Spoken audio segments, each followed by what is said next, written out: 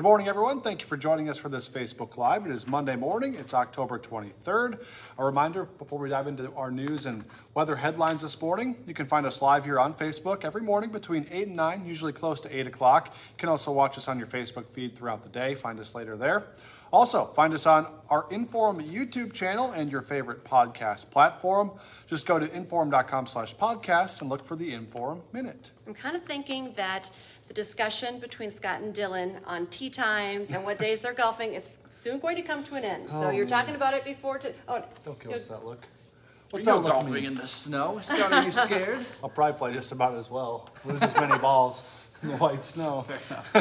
Which, oh, by the way, you did kind of throw. Yeah, Of course. I was setting that up. I was setting that up. I had a lot of time. It's not my fault. The time between the tees and my actual hit was what?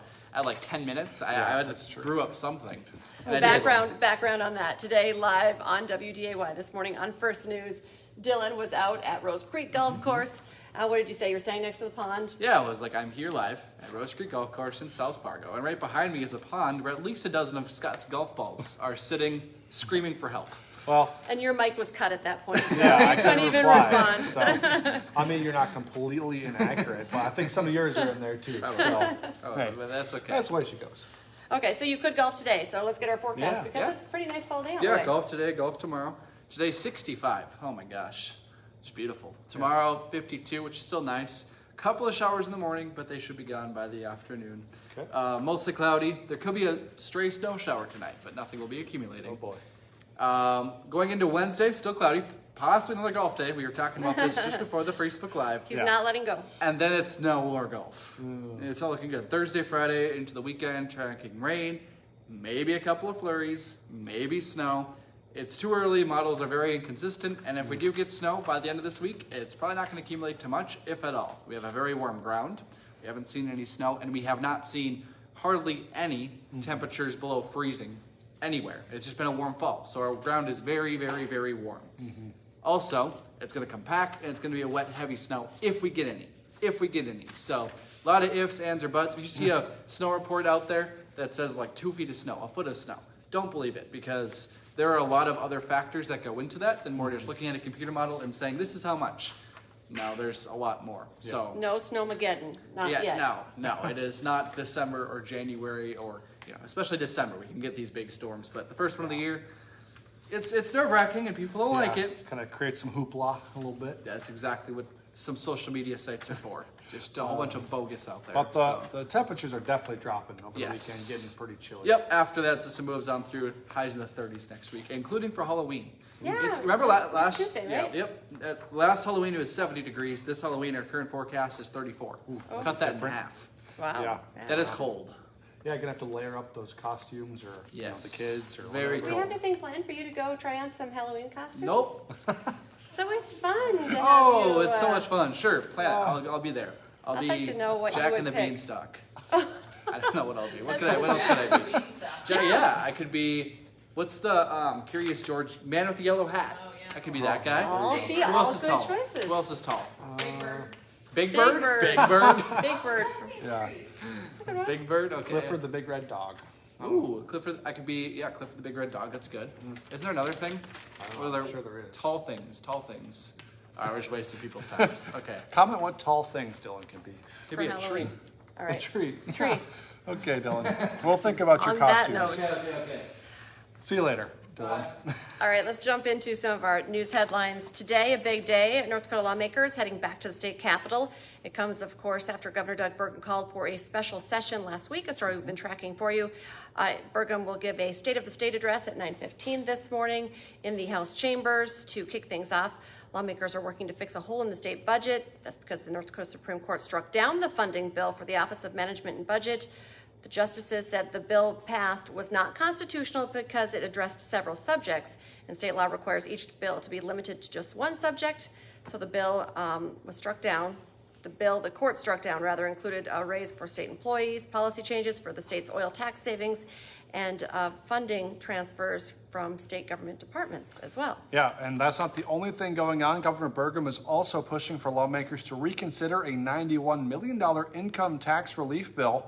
He says that money would be pulled from excess revenue from the state's general fund. And then following today's stop at the special session, Governor Burgum will actually be making a trip to Grand Forks. He's going to be celebrating the grand reopening of a courtroom at UND's School of Law. The newly remodeled Gerald W. Vanderwall courtroom will be unveiled to the public at 2:30 this afternoon. Governor Burgum will be there, that former Chief Justice Gerald Vanderwall, and then that's going to be going on at 2:30. If you didn't know, Vanderwall was he retired last January. We ran stories when he retired, was there for a long time, the longest serving justice in North Dakota state history. He graduated from UND's law school back in 1955. Right now, police are still looking for the man who ran away after crashing into another car and also into a garage, starting a fire. It was really a crazy story over the weekend. The video, pretty crazy as well, dramatic. It happened Saturday afternoon. Neighbors, the other driver, police, they all say the driver of the white sedan blew through a stop sign going across 10th Street. That's when the driver then jumped out of the car, ran away. Police did bring in a K-9 unit, tried to track the suspect. They were not able to. We have reached out to police. We have a call in again now to get an update, now that's after 8 this morning, to find out if they'll tell us who they're looking for and if they're still looking for him, if any arrests have been made or anything like that. So they say, all they're telling us right now, they won't tell us who, but they are saying it's still an active search. All right, today students at Bemidji High School are headed back to class this morning despite a fire at the school that happened over the weekend.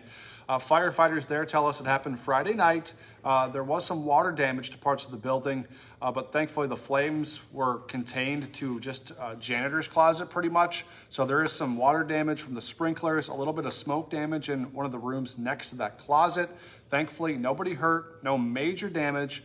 The fire is still being investigated, but it is believed to be an electrical fire. Another story we're tracking for you today, hoping to learn more about a drive-by shooting that happened in the Northern Valley. The Walsh County Sheriff tells us 75-year-old George Tibbert shot at a house in Lincoln, North Dakota over the weekend. Tibbert is from Peasic. He was arrested, taken to jail. We know this morning he's facing 3 reckless endangerment charges, but of course we are still working to learn more about what led up to that shooting. Yeah, lots of stuff going on with that. This week, Cass County will begin installing what they're calling smart signs. Now, I could see some people not wanting this, pushing back on it, but here's how they work. So the signs can identify unsafe driving, things like speeding, distracted driving, or driving without a seatbelt. Now, this isn't like those cams that would give you a ticket or something like that. These are specifically for your safety. So these are going to give you alerts to the drivers. I don't know exactly how they give the alerts, but they're going to alert drivers of their unsafe driving behavior in real time using infrared sensors on these smart signs. Now, due to weather conditions in our area, the smart signs will only be utilized from spring to fall, but the behavior detectors will remain operable throughout the year. These signs will keep your identity anonymous, but they do collect data and information. Interesting.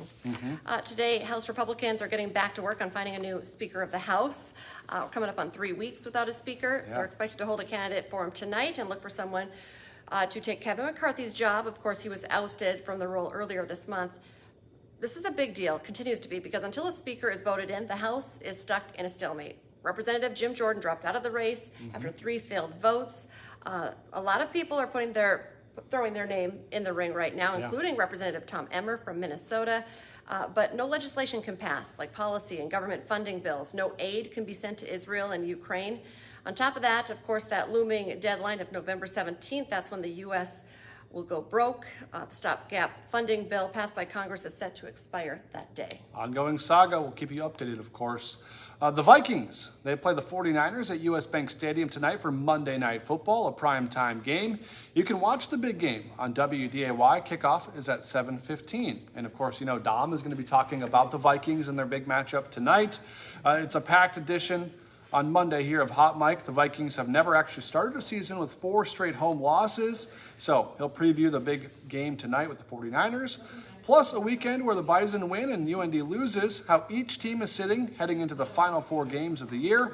Hot Mike, you can watch it live from 9 to 11 this morning on WDAY Extra and Inform.com. And right now is a great time to get your Inform.com subscription. 99 cents a month for your first 3 months. Just go to Inform.com/subscribe to check it out. Yeah, and then join us throughout the rest of the day for our newscasts. Our next one's at 11, then 4, 5, 6, 9, and 10. And we'll be back tomorrow morning from 5 to 7 for First News. Have a great day, everyone. Bye.